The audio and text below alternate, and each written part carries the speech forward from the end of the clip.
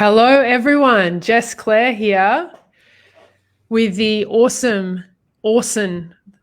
That sounds Hey. the same. Yeah, thanks for Awesome inviting me Orson. on. Thanks for inviting me on. This is going to be fun. This will be fun. For those of you that don't know Orson Lord, he has one of the coolest names I've ever heard, and it's actually real. It's not like a made up one. Orson Lord. He runs and owns Mediable. Mediable, yep, a little local video production service for Brisbane. Yes, you are. You are, and mine as well. Hello, Christy. Hello, Gary. If you are jumping on, please do say hello. We'd love to engage in this topic. I think this is a very important topic. I'm just trying to find myself on my page so I can see who's jumping on. Yeah, leave your comments and questions about this. Both of us are in media. And Orson's got some personal experience here that we're going to bring to the table. I'm all about personal experience about this. I would love you to share your own personal experience on this. And also, I've done a lot of research on this particular topic. I've got my own kids. I watch their habits as well. I've been speaking to parents, and particularly around gaming, because social media and gaming is sort of becoming one now. My kids play this game called Roblox, which we'll go into, it's kind of this social media game, and that concerns me that they can actually talk to other people. There's other things around here. Hello, Haley. There's other things involved in this. There's I've done a lot of research even in how other people, there are predators out there as well that use these games to engage. And there's really simple things you can do as parents to ensure that doesn't happen, like make sure they have a private profile. So anyway, we want to cover the whole spectrum here and get curious. So I want to ask this question to everyone who is watching. What is your biggest concern about your kids, or maybe even yourself, with gaming and social media, or social media gaming, because it's kind of all one and the same now? Because it's become a social network, this gaming kind of culture. So I want to ask that question first. Again, hello, Chloe. I saw you jump on. Anyone else who is jumping on, please do say hello. This is curious. But let me quickly introduce you to Orson. How did you end up here, and what had you want to talk about this issue with me?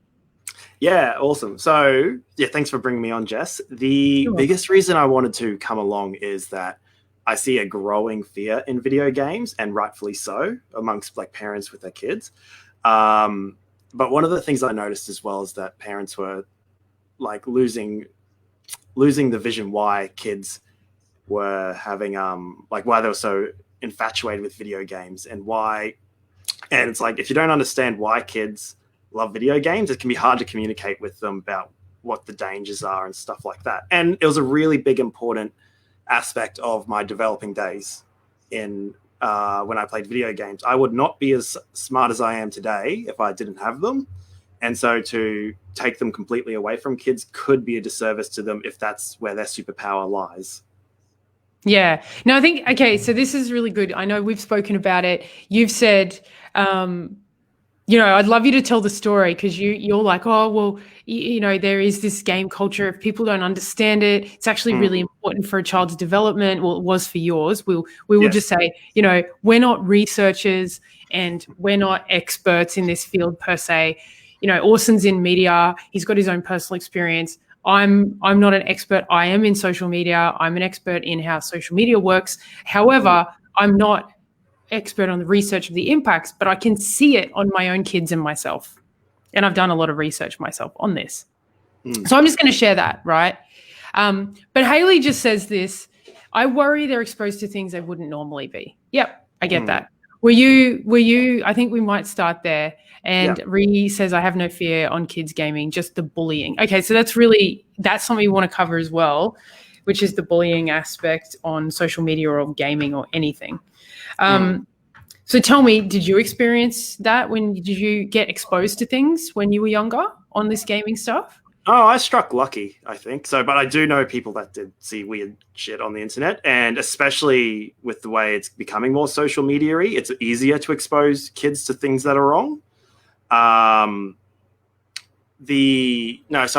was, I guess in those days I didn't get to experience, people sending weird messages and stuff. But if you go on like Twitch live streams now, which I've gone and seen, some people are really cruel on there. And they don't limit themselves to adults; they'll take it to kids. What is Twitch? Say that again. Twitch live streams. So Twitch live streaming is the go-to place if you want to live stream video games. So yeah, do you know much about that? No, tell me. No. What is that? Okay, so basically the big reason why video games are really popular with kids as well now, like one of the things that's made it more popular is we have Twitch, which is basically if you get good enough at a game and you have a good enough personality, you can become famous playing video games. And Twitch I have seen this. So one of my friends, I used to watch her son watching some guy playing video games. Yes. Is that what that is? Yes, that's exactly what it is. And it kind of brings in this phenomenon because it's just like, and I think that's really what helped propel Fortnite, which is one of the popular ones amongst kids these days, because there was a Twitch streamer named Ninja, who by all rights is a really respectful acting person. If you hear him talk, he's really got good values and morals, and he's actually a good person to have as a inspiration to your kids. But he was making millions of dollars playing video games all day. Like that's the biggest dream a kid could ever have. So that dream helped propel Fortnite because kids would start chasing that dream. Right. So it was the fame. Again, we're here about the fame. People like driving for the fame. Well, that's the whole gaming culture. And I mean, in social media, most of social media works on the premise of what they call gamifying things. They're gaming it. They're kind of hacking the human behavior aspect here. So any good game is going to have gamification, which ultimately anyone, or just not gamification, any good platform, social media platform is going to have gamification built in, which basically means it's going to go after the human behavioral carrots. So what we go after as humans is a desire to look good, be seen well, be admired, to feel good, to feel included, to be a part of something. So we gamify things to make that happen. So is that what essentially Fortnite did? Well, yeah. Well, that's essentially what it did. Is that you could it was about being the better person out of all your friends. It was a challenge put in front of you to be the best. Yeah, to be the winner. To be the winner. Okay, and not just any winner, the 1 out of 100. So like they made that distinction. Yeah. Yeah, okay. And so I'm not sure who this Facebook user is. Oh, hang on. Yes, I am. Joy Deep. So Joy Deep says the addiction to games on social media is insane. My nephew used to play PUBG and he's depressed because the game was banned in India. I know a lot of kids who are depressed and annoyed because of the ban. Okay, interesting. So Orson's got a story about this. Why don't you share that? Because you said you went to the addiction. You went through kind of down the addiction phase as well. Yeah. Yeah, sweet. This is a great story. So when I was in about high school to late high school, I got into World of Warcraft. So it's pretty much the first game that was addictive. And it was like social media before social media. WoW came out before Facebook, and it was a way to play games and interact with people online. And it was truly an amazing experience to be there because... So, and I'll set you guys up with like what it was like for me because it was fun. The like World of Warcraft was not a easy world to live in. You got to pick your fantastical player, so you could be an elf, an orc, human, mage, or warrior, and it was a hard place to navigate. And so, one of my earliest memories of it was I had to go into a cave and kill a bunch of imps, and I could not do it. Like I was too weak alone. Another elf comes along. And he goes, oh, I got to do this as well. Do you want to team up? And we go, yep, cleared it like that. And I was like, oh, this is great. And all of a sudden I've made this friend and we're tackling this really dangerous world together. Like we were to and fro. We were defending ourselves from enemies, from actual other real players. There was like that real friendship. And so I ended up like getting a second life in World of Warcraft. And, at what positive end, I was developing, team skills and stuff. But at the negative end, I was losing my, I was becoming quite socially anxious in the real world. And what ended up happening was in high school, it was grade 11, and I got my first HEX report back, my first school report for like what my expected graduation grade was going to be. And I was an OP 24 out of 25, which is a bottom. Oh, yeah, I know what that is. Yeah. Yeah, bottom 2-4%. Yeah. It was like ridiculously low. And I valued myself on intelligence. And I used to be at the start of high school an A and B student. And by that time, I was a D and E. Like usually you have to put effort in to get that low. And I was just got hit in the face. Like I am letting go of my real world self. Like I was becoming less valuable in the real world. And I had this and it was hard too, because people needed me in the video game world. They needed me to be there to support each other in a team. But what ended up happening was I still had dreams in the real world. I still wanted to make films in the real world. And I knew I'd have to pick myself up. So in the end, I ended up quitting WoW based on the decision I wanted to be someone and having to repeat grade 11 to get my grades back up. Wow. So you actually developed the human connection, the belonging, the tribe, all of those things that we, really want. You developed it in the game. Yeah, and that was so addictive. Yeah. Yes, it was, because was so addictive because sorry, you go. No, sorry, you go. No, but you're right. It's the tribe. No one needs you in the real world, but they need you in the game, because it's dangerous and it's hard to go alone. But if you're there, then like you're respected and people love you and they want you to be a part of tackling the world together. So you're so needed there.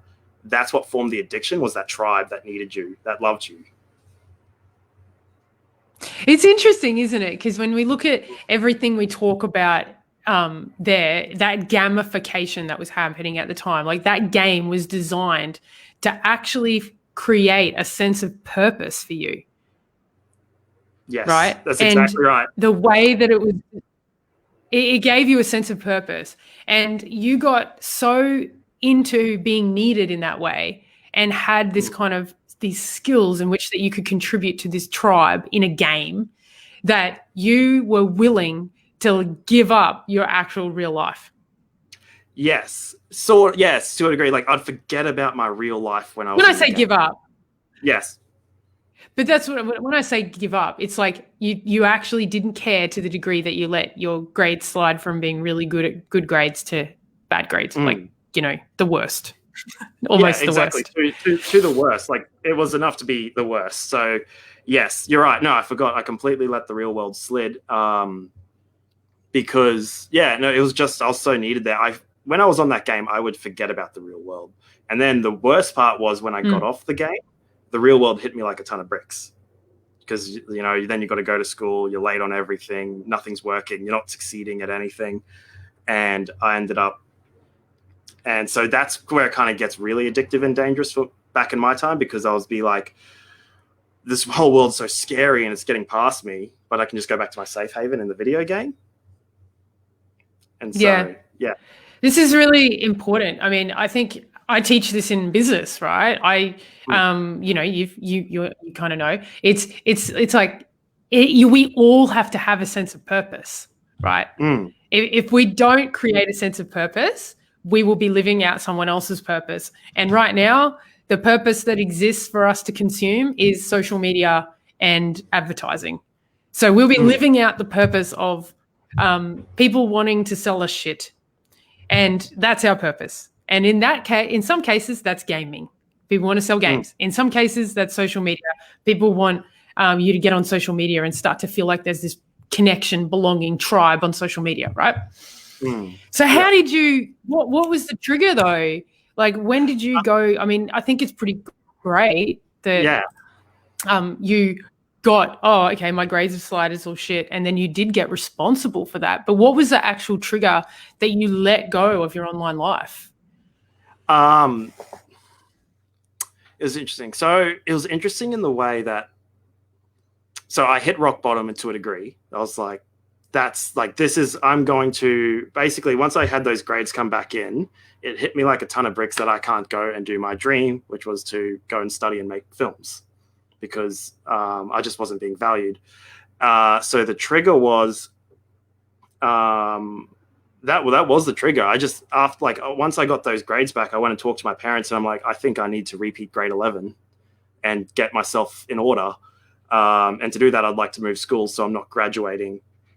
So I'm not seeing my friends graduate while I'm still in grade 11. So it was the rock bottom, and having a purpose in life. I wanted to be someone successful. So if I didn't have this desire and dream to make films, I'd probably still be playing World of Warcraft. Wow. Okay. So that's very accountable and responsible of you, right? As a kid. Yeah. How old were you? You were in grade 11, so you're 16 years old. I was 16 when I decided that enough was enough. And the addiction started when I started playing when I was 13, 12. Yeah. So Donna's saying, my son was enrolled in uni and left to be a professional player of League of Legends. He took himself to Korea to get better at the game. I think it's so. This is the other side of it, right? So we were talking about the side of which it took you down the path of actually, you got addicted, destroyed your whole year 11 experience, and then had to repeat year 11. But what was interesting is that you got yourself out of it. Like, you realized, I can't fulfill on its dream. Yeah, right. That's right. So and there seems to be this. Sorry? You go. Oh, no, sorry. You go. I was going to say, one of the big things that helped is I think my parents set me up earlier in childhood and early in my teen years to have desires and dreams to be someone. And so I held on to those desires and dreams. And basically once I realized I was going away from those desires and dreams and they weren't going to happen, that's when I was like, I need to change. So this is interesting. Donna's saying they've shut down the Australian platform of League of Legends, and now he's trying to figure out a new purpose. Yep. Because he, I get it. That was his thing.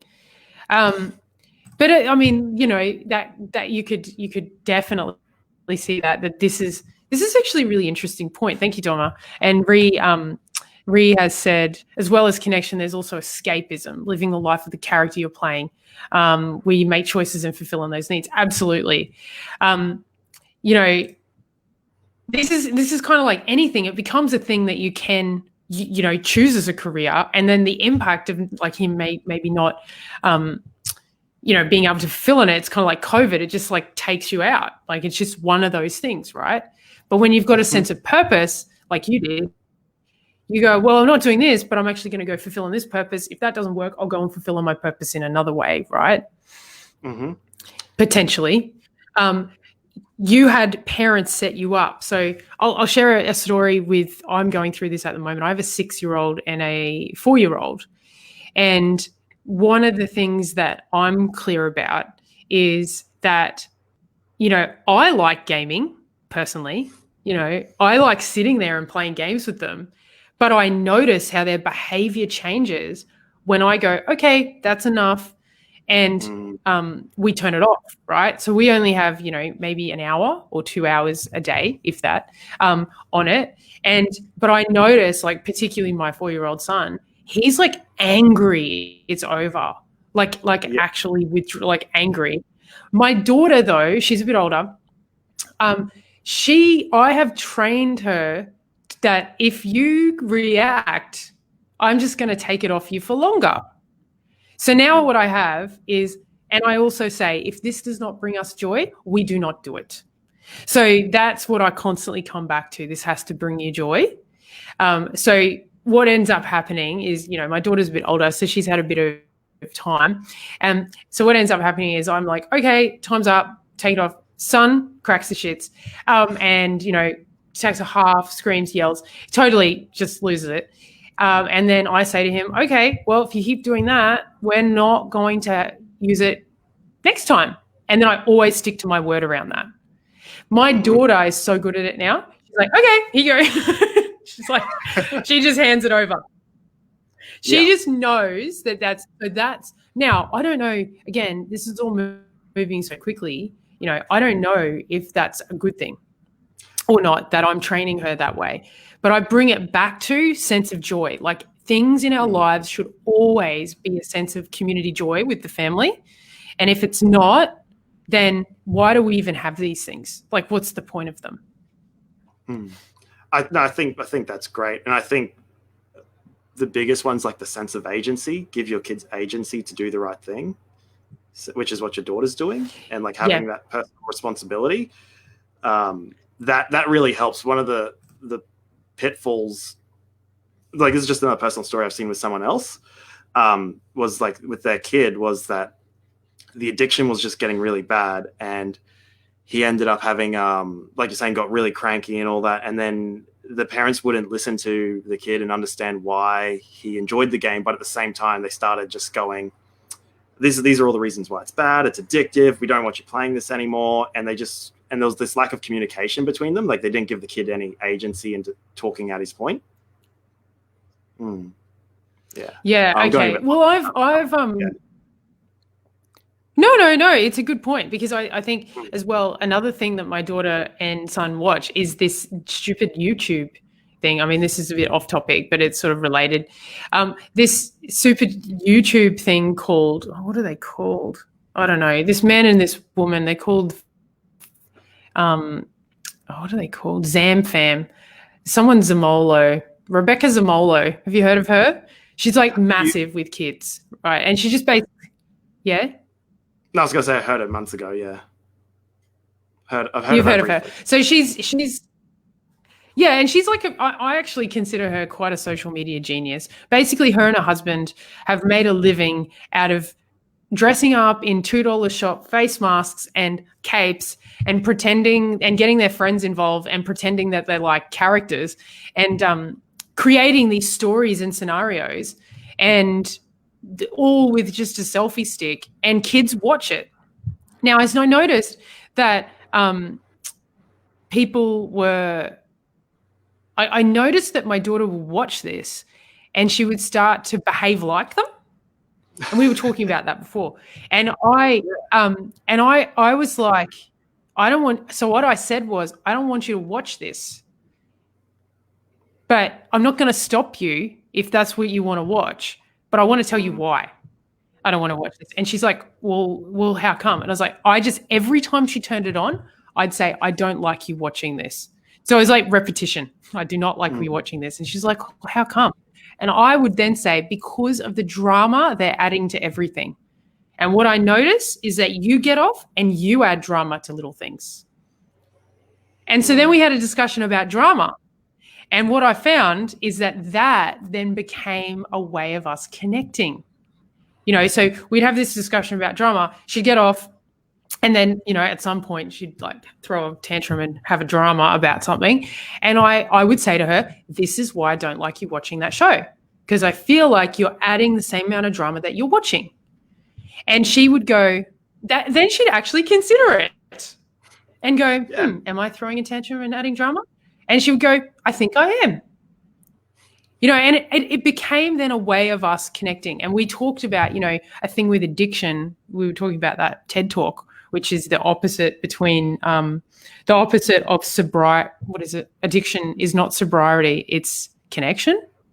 So it's like, how do you find ways to connect with your kids or children around these topics?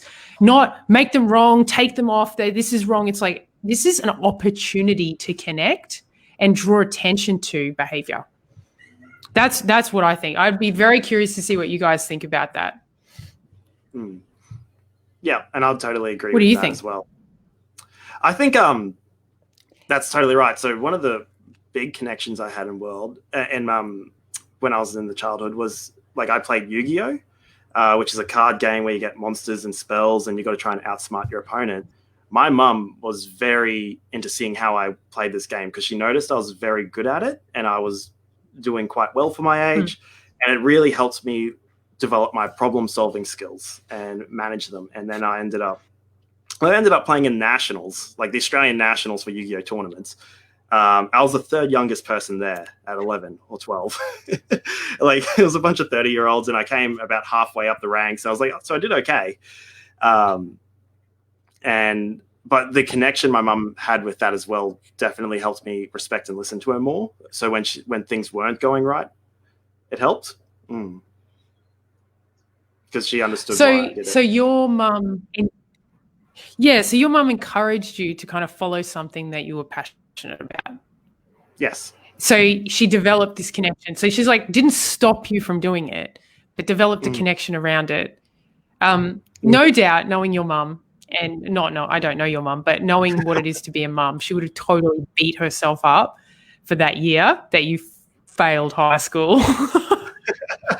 She would have blamed herself, no doubt. Oh, we're great big time, because she's like, you know, I don't know, I'm making that up, but just as a mum, I could see that. But at the same time, it seems like, from what you're saying, because she was able to generally encourage you to follow what you wanted to do, you know, found a way to connect with you over this, you were able to create a sense of purpose again yourself in another way. Yes. Yeah, like, she never stopped believing. I'm just curious. No, right? Right. It just seems like No, you're right. I know she had some stress because my grades just went way down. And she was disappointed in me.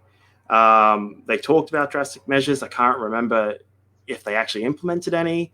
Like, when I was it's a funny story, and I'll get back to on topic as well. When I was a child, so I was like 8 or 9, Mum locked me off the computer.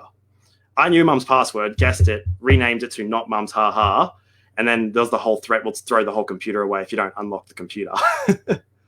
But getting back on topic, look, she never stopped believing in me. So through those high school periods when grades dropped, she never stopped believing I could be someone amazing, which helped me believe that I could be someone amazing in the real world. And I think this is important, right? And this is that it's such a tendency to go to, it's bad, it's wrong, we should take these things off our kids. If they're addictive, they are. But when I also look at my own behavior, you know, I get addicted to things. You know, I get addicted to social media. I've had to like reprimand myself and put in my own boundaries around social media. I notice that when I go on social media for a long period of time, that I notice this myself a lot, where I'm so tired and I'm like dead and I really want to go to bed, but I still start scrolling. Right. And then I go, wow, this is like powerful shit, man. This is how powerful social media is, because that is telling, like, I can then go, this is really interesting. Like, I can feel my body being tired, but I'm still scrolling. Right. So I interrupt it, turn it off. And I have a practice for myself that I don't get up and I don't turn on social media until I've done like my whole like spiritual practice for the day, right? But you know, kids have to learn this stuff, right? You can't just go, well, I'm an adult, I'm 38 years old, and I have a spiritual practice, and that stops me from being on social media, and I'm really good at going, this is the time I'm going to do something, and this is the time I'm not. Am I pixelated? It looks like I'm pixelated. Yeah, a little pixelated. Or am I okay? Yeah, I can still hear you perfectly fine. I hate this freaking Okay, good. I'm just going to keep going. But you know, I'm 38 years old. I've been through high school, university. I've got a whole lot of life experience. I put myself in leadership programs. I've gone through what I've gone through. I cannot expect to just go, kid, get it, don't do it. It's like, we have to teach them how. We've got to demonstrate our own sense of setting boundaries. We have to create a sense of purpose for ourselves. We have to connect and demonstrate what that looks like. Like, I really am this believer that it's not about taking the shit off the kids and going, stop, get in your room, you throw a no, it's like, how do we generate connection through these moments? How do we do that? And Donna is just asking, is your mum a single mum? No. I got a dad as well. He was, my dad was very supportive as well. The only reason I didn't mention him in the story was because he wasn't really part of my whole gaming life. But he did help inspire me to be like a man in the traditional sense. Like he encouraged me with a lot of that stuff in a good way. Yeah. You're just making sure that you don't exclude him like he wasn't a supportive dad. He was very good. He good. Thanks for picking me up on that. It sounds like you had great parents. I struck very lucky. I struck gold. So they did good parents. But it's sorry, I'm cutting you off. Oh, that's fine. I forgot what I was going to say now. It's all good. Okay, good. Well, Ree's saying when I was a kid, I went to the movies. I saw Die Hard. I would jump around the room pretending I was a character. That's another way in which you feel connected to the tribe. Like I think we just, from what I'm discussing here now and from my experience watching my kids, from you, also the research does say heavily. This is like gaming, everything, whether it's the movies or whatever it is. I put things on my bed. Oh, that's right.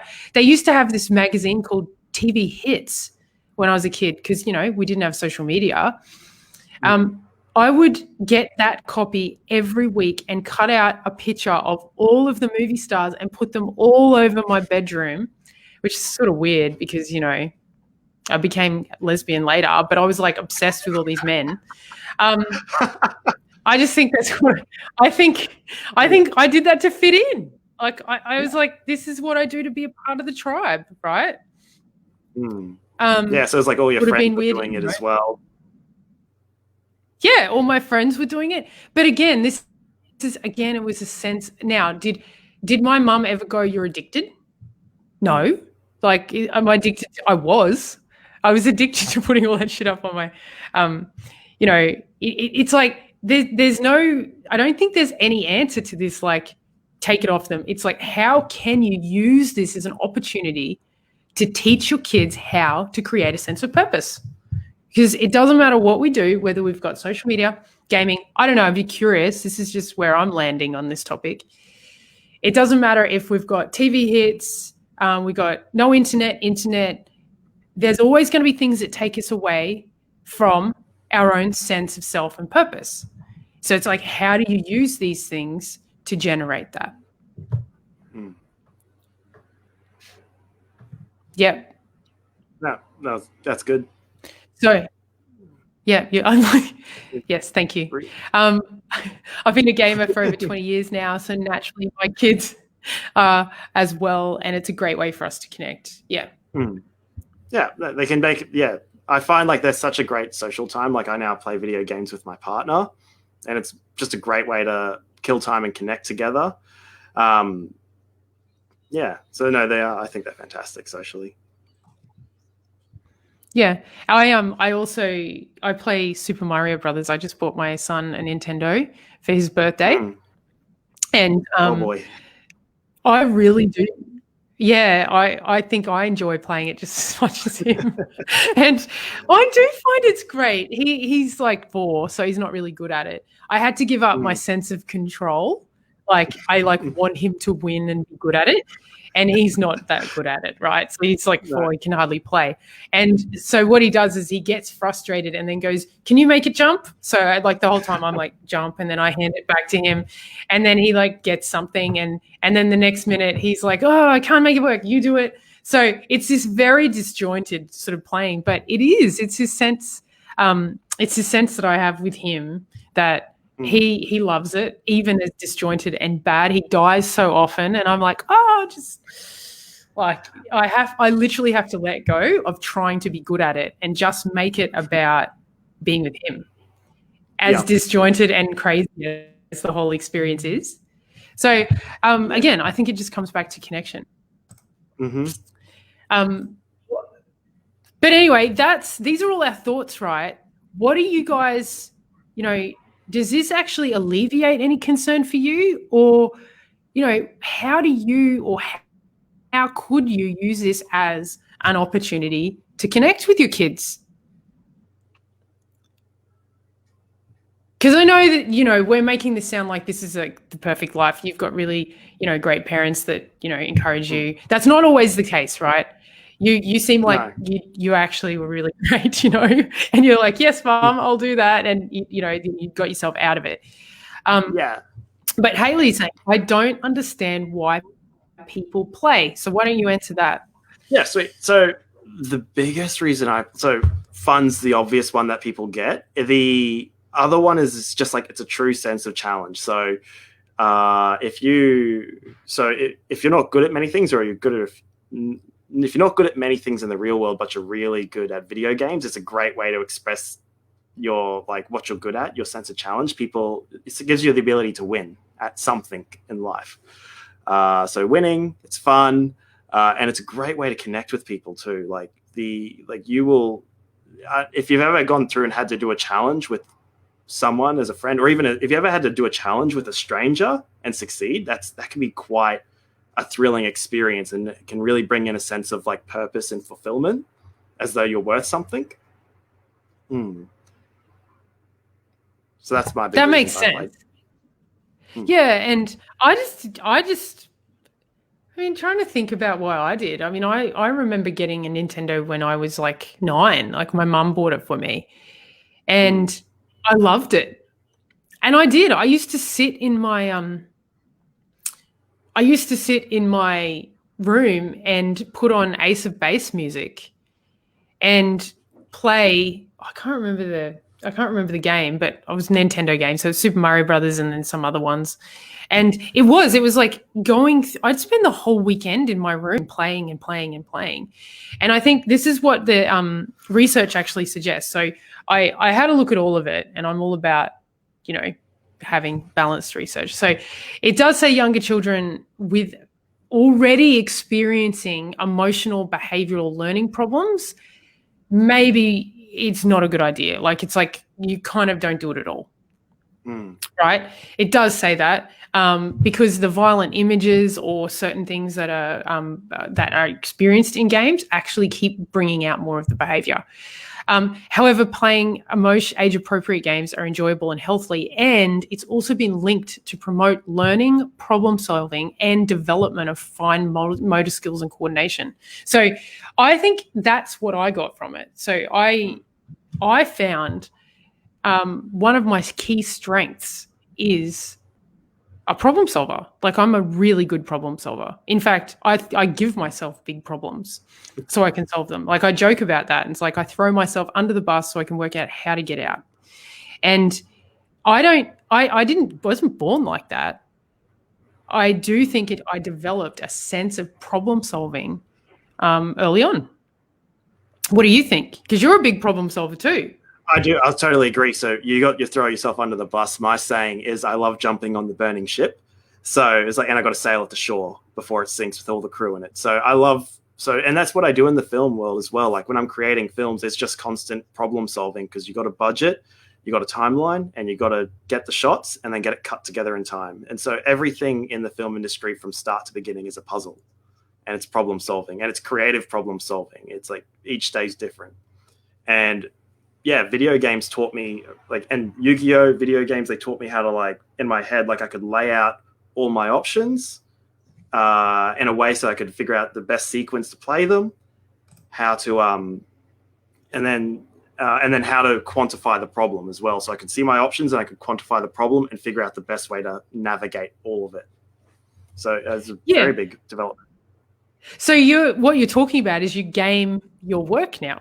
You gamified the way that you do your own job. It actually set up a pattern for you. Well, I mean, I'm not a psychologist. I can't say that, but it sounds like it might have set up. I could be. You nailed it. It's a fallback career. But it's it sets up some sort of pattern for you. I feel the same as well. It's I actually do talk about life being a game, and you play it in it for like the game I'm playing is how much joy can I bring to my life and how much difference can I make for people. It's like maybe we're all playing a game. What is the game we're playing? But I don't mean game like a manipulation. I mean game like a personal game for my, what purpose you could call purpose like a game. So Ree says, my son said to me, those parents who tell their kids they're playing games too much because he found an educational purpose for it. I asked him, do I tell you that? And he says, nah, you play them too. Yeah. Well, that actually reminds me of something. It was like a year ago, the biggest reason I wanted to do this is I'd see a lot of like Channel 7 in the news. They did a whole piece on like Fortnite video game addiction. And it was just like downright got the worst case possible. From what I could tell, the parents weren't really applying any positivity anywhere. And I was like, I could see if those were my parents, I would not have responded to them when they tried to tell me to get off games. And this was about teenage addiction in Fortnite. And so you see those news reports about video games, and like so much of it's fear mongering, in my opinion, at least from my personal experience. Well, I look, I'm going to just assert something here. Go for it. Okay. And I'm happy to be wrong. And I'm really okay to be curious. Is that if you're a parent without a sense of purpose, how are your kids ever going to have one? It's like, what's if you're not demonstrating your own sense of mastery or self-awareness or growth, or if you can't coach yourself out of situations that don't work, how are you ever going to coach your kids out of it or mentor your kids out of it, right? I just think gaming is another extension of, we might want to look at that as the problem, but it just highlights gaming. It's another thing you can get addicted to. You can get addicted to anything. You can get addicted to Coke, not cocaine. You can, but I'm just saying you can get addicted to the drink Coke. You can get addicted to, TV. You can get addicted to social media. You can get it, and you can actually do and get addicted to anything. You can get addicted to sex, love, alcohol, drugs, like you name it, you can get addicted to it. I mean, who was not addicted to Game of Thrones in like the beginning? I think there was someone, but I was definitely addicted. I loved that show. But again, our job as human beings, I think, I'm making this up, but this is my truth, is that you got to create your own sense of purpose. And if you want your kids to have one, you certainly have to be the one to show them, because they look up to you like you're God. So gaming is just one way in which kids tune out to get tribe, and to be able to generate a sense of purpose. And like you said, if you didn't have a sense of purpose in the real world, or were taught and had it modeled and had connection formed, that maybe you wouldn't have.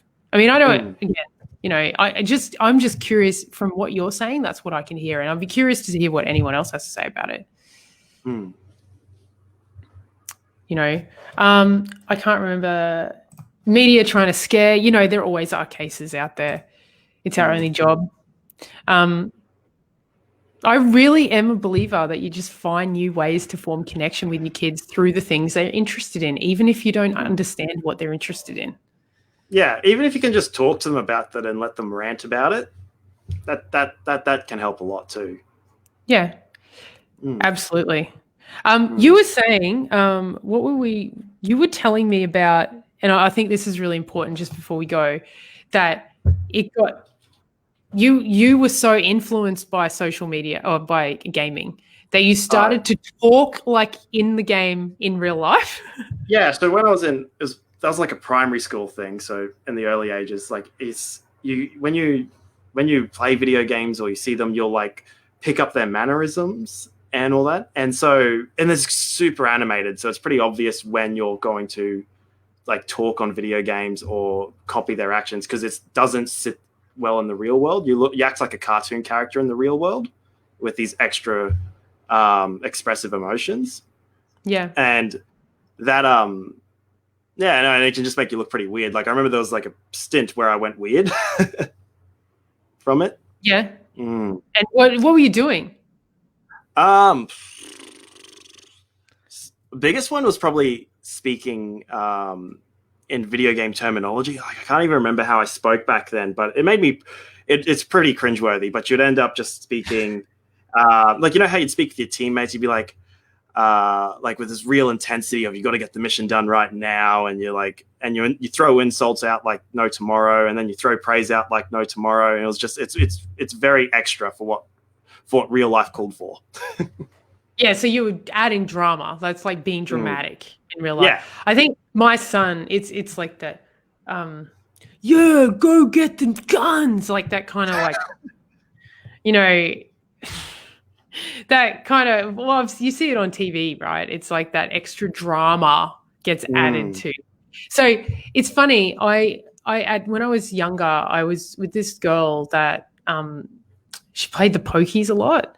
And I could honestly say I probably had a pokey addiction. And I would spend, well, it's probably not an addiction, but anyway, I would spend I'd go out and spend like $100 on the pokies every week at this pub, and I would drink and I'd smoke and I'd play pool. Like that was what I was doing when I was 18. And I remember that I would play it so much that I'd actually I remember people talking to me and I'd actually see the things spinning in their face. Like it was like their face was like the 1, 2, 3, like, and that was from playing the pokies. So I get that it's like this stuff is somehow going into our brains, you know? And is that concerning? Like, how did you stop doing that? Or did you just notice it yourself? Well, there's 2 points that brought that up in my head about that. So first one, did I notice it in myself and how did I stop it? The video games I played back in my day were all about problem solving and community. That's like the two that I got. The terms of so for me, that's where it ended. But for in the new modern day games, a lot of them use like gambling laws to they use gambling tactics to help make the games more exciting. And I think the biggest one for that would be Fortnite. Or Fortnite, when they first came out, used to do a lot of those gambling tactics. And that was a big fear of me with kids playing Fortnite, is that because they would always be triggering this gambling reward center in your brain. Yeah. So tell me about how does that work on Fortnite? Yeah. So Fortnite, for anyone who doesn't know, is a game where you drop in with 100 people and you just shoot everyone up until there's last man standing. In a cartoony like kind Hunger Games. Hunger Games. It's Hunger Games with cartoons. So they did some tactical decisions, like in the game development, to make it so whenever you shot anyone to death, they didn't actually die. They teleported out. So you never actually killed anyone. There's never any blood. It was so you could have younger people playing it. So they were definitely trying to target kids. And what they did when they first came out was they had loot boxes. Do you know much about loot boxes? Nope. What are they? Oh, okay, awesome. Sweet. So loot boxes are when you'd either win a game or you'd make enough or you'd pay them money, you'd get a loot box. And when you opened it, you get a little scrolly wheel and you'd get a costume or a new gun skin. So make your character look cooler. And you'd be like, and there were rarer ones. And the more rare the item was, the bigger the bing and the sparks and the whole confetti flying everywhere would be. So they really were trying to trigger that, yes, this is good. Yeah, wow. Fortnite stops that now because they were ahead of the curve and they were about to be banned in Europe, and I think Australia was getting on board and America would probably follow after. So they saw they were about to be banned from kids, so they took back their loot boxes before that happened. But it still comes out every now and then with these chances. And as Reese put, GTA now as a casino that you can play in the actual game. What's GTA? Oh, Grand Theft Auto. Grand Theft, okay. So it's probably a bit. I'm not even aware of this stuff. Yeah. Yeah. So that was an interesting development. And then, so Fortnite's not done that. The other big developments, like how much more social media games have become, or like how much closer to social media games have become since I played them. Because when I played World of Warcraft, it was social media, but it's nowhere near what it is now. Well, I mean, even the little games that my kids play now, like Minecraft is now social media, and Roblox is the best example of it. It's like it's all social media. I'm like, who are these people? And Fortnite was pretty smart. The millions, billions of dollars per year for people buying virtual bucks, Fortnite money to buy skins. Yeah, that I found that interesting. So you would get money, you would pay money to buy skins, which is just clothing. Yeah, it's just clothing, so you look cooler in front of your friends when you play together. So, and there could be anything from, a unicorn costume to a Deadpool. Like they had all the the Marvel superhero lineup. They had all them in there, so you could play as one of them in the game. Yeah, it's really interesting because when I think there was a time where I played this game. I can't remember what it was. There were games that came out on Facebook when Facebook was there like 10 years ago. About 10 years ago. And I can't remember the one it was. It was like a crime show and a crime game. I can't remember what it was. Anyway, I remember getting so into it. Like it was so good. And in order to get to the next level, I had to like buy food in order to, power up, or I was going to lose my place. And I remember I was like, there was one day that I spent like $100 on this game. And I was like, wow, like I really got into it. And I was like, wow, it's so interesting. So I can see how this becomes quite pathological. They still do that today in the Apple App Store games and the Samsung App Store games. They still do that with the kids' games there. So that could definitely still be a concern because, the way they made it was that if you wanted to keep playing the game, the food was your energy, and you could only press so many buttons because each button you press would cost energy. And so if you wanted to keep pressing those buttons, you had to keep paying the money or wait a whole day before you could play it again. Yeah, and look, I think this is interesting. Like Rhea just said, one of them costs $15 to $30. Yeah, it's probably got some gold trimming on it. It's a game, right? But I think this is a really, good example of where it's like it's like you got to ask.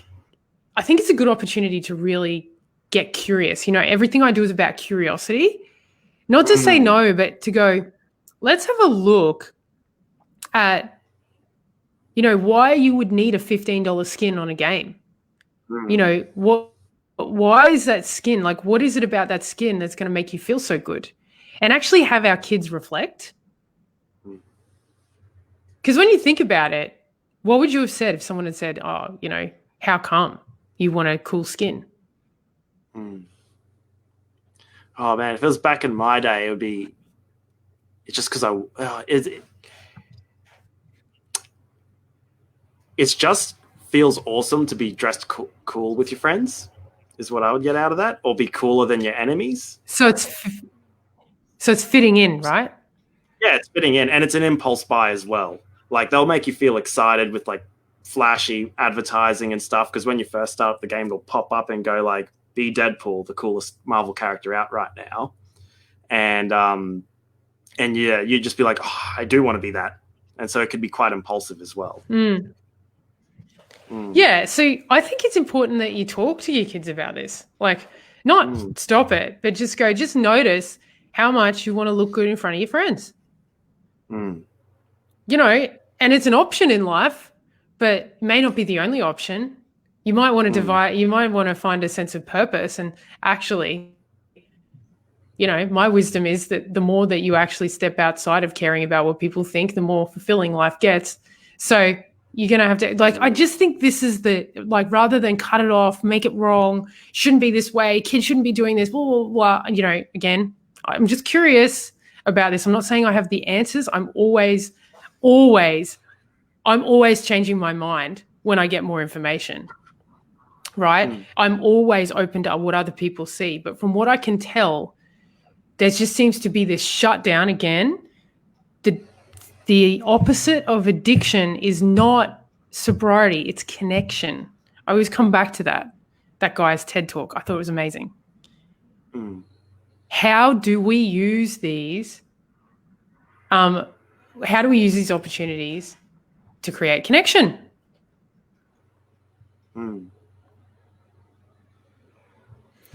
Okay, Ree, when I was a kid, I used to dress like Buffy the Vampire Slayer. So cool. I so get it, Ree. Yeah, nah, don't spend money. Let's make real memories. Maybe. I mean, I'm just saying we're going to make real memories. I just think potentially that this is an opportunity to create connection. I'm like really firm on there's that, I think if you disregard and, cut off the like anything with kids that they're interested in, you might be sending a message to them that what they're interested in is wrong. Potentially. I'm not saying don't do it. I mean, if you don't want to spend money on it, of course, Haley, don't spend money on it. I'm just like, maybe this is an opportunity to create boundaries and generate connection with your kids. Now, bullying. Last thing I want to cover just before we go. I am concerned about this. I really don't have answers for it. This even happens between kids, I think, even that are friends. I've heard stories about this recently. What do you have to say just as we are about to end?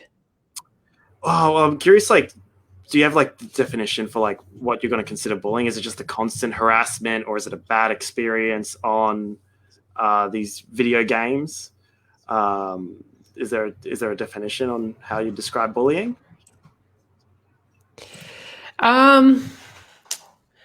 Look, I consider bullying. It's firstly, bullying is a story, right? So bullying is an experience in the eyes of the person experiencing it, really.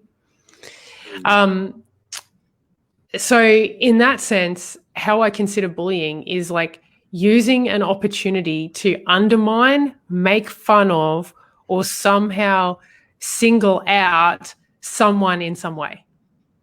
Yeah. All right. So personally, nothing great. One, I'm terrible at shooter games. So I remember I'd always get teased for being really bad at shooter games and not being able to handle them, which made me deviate towards other video games.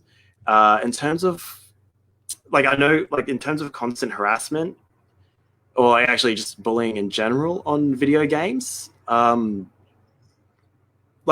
guess maybe I've been lucky, but all my experiences, and even in the rare moments when I get to play as an adult, every time someone's tried to be a bit of someone would always stand up for someone. And I don't know if it was the people I was attracting around me, but there were, and we did see them. We did see bad attitude players that would grief people or tell them how bad they were.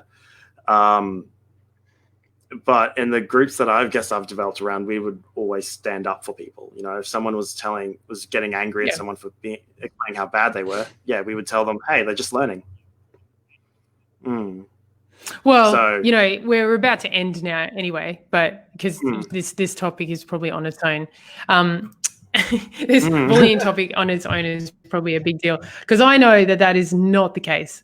Yes, no, and in fact, there's some, I know that you didn't experience it, which is actually great. But in terms of some of the statistics that I've seen, is that I think this is quite staggering, and I'm not saying that social media is the reason for this, but in terms of anxiety and depression and suicide occurring in preteens and teens, it's gone up over 100% since 2011, which is when social media and gaming started to get quite large and be available on devices. So, I'm not saying the correlation is it's a direct correlation, but it is quite interesting that has occurred. If you look at the correlation study, it's 2011, that was when social media started. And from there, it's just that in terms of anxiety, depression, suicide in young teens, preteens. That's crazy. Yeah. So there is something going on in the terms of bullying, lack of, feeling amongst the tribe, singling people out, somehow teasing. And I had a friend the other day tell me about a situation where and this is a really quite, what I'd consider a very self-aware family. They would support each other, love each other. I've been around their family. They're all very consistent and loving and supportive. And yeah, this son got absolutely bullied, like badly. And not just by a random, by his own friend who didn't even realize what they were doing was bullying. Like took a photo and then sent it to everyone and said it's really funny and left him experiencing like he was really the outsider, and then he was like embarrassed to go to school, and it was awful. And he's like this really great kid, and he's a great kid, but it's like it was almost just like they didn't get that was bullying. And was this done on social media? It was, yeah, on Snapchat. And so, I sort of see that and go, again, it's not like we can stop it. We can't stop kids from not realizing they're being little twats, right? I was a little twat when I was younger. Do you know, when I was in year 9, I decided it would be a great idea my friend and I decided we wanted to see if anyone really liked us because we were quite loners. And so we decided that we would go and tell, she was sick one day, and I went in and we agreed that we're going to go and tell everyone that she ended up in a coma. Right? So I went around and told the whole school that my friend was in a coma when she wasn't, just to see what people would do as a reaction. It occurred to me, like, I'm a 14-year-old. It seemed to me to be a good idea. It was not a good idea. I lost a lot of friends. I got in a lot of trouble. And not only that, my friend freaking ditched me and said I wasn't my idea. So then she left me out to dry. I think we forget how scary being a teenager is. I think we forget that as a teenager, we just do shit and have no idea of consequences, and that's how we learn them. We don't really start thinking until like 11. So it's like we've only had 3 years learning how to think. Is that the age? So anyway, like social thinking. Yeah, no. If we're going into that story, maybe it's worth another time. I was going to say social media was a different experience than video games in terms of bullying. I did witness it there. So when I said I didn't experience bullying, that would have definitely been on the only on the video gaming side. It was just I don't know how, but it was always attracting a really supportive community of people. Yeah, well, that's great. Social media. Yeah, and I think if we're going to summarize tonight's, sort of exploration on this, is gaming, social media is just another thing. It's just the newest thing we could get addicted to. It's just the newest thing that takes us away and interrupts our own sense of purpose in life. And if we haven't had solid foundations when we're young around encouragement and purpose and meaning and what we can see as ourself expressed in that way, then it possibly is going to become another thing that takes us away from who we are. That's what I can. That's what I can hear. It's not the thing itself. If it wasn't there, we'd find alcohol or drugs or sex or something. Yeah, no, I totally agree. Anyway, I think video game. Yeah. Sorry, I was going to say, yeah, no, I think I totally agree. I think it's just a new thing to be interested in, and we just got to make sure we can keep still finding our purpose outside of it or in it, as long as we can be someone in this world. Yeah, cool. Well, thank you, Orson. We're going to have to wrap up. For those of you that tuned in, thank you, Ree, Fred, Haley, Donna, anyone else that is still on. Thanks for engaging with this. Marissa, I didn't get to say hello. You added a whole bunch of things I don't even think I acknowledged. Oh, I just seen that it was you. Anyway, thank you for tuning in. For everyone, if you have any other questions, please do add them. We always go back over the comments as well and check them out. So I think it's important discussion, but the intention was that we gave you a sense of understanding and control around some way to actually find a way to connect here, as opposed to just, throw the baby out with the bathwater per se. So yeah, any questions, any feedback on that? Great. And thank you, Orson, for being a part of tonight's discussion. I really appreciate it. Cheers. Thanks so much, Jess. It was a lot of fun. Really appreciate it too. Yeah. Cool. See you guys.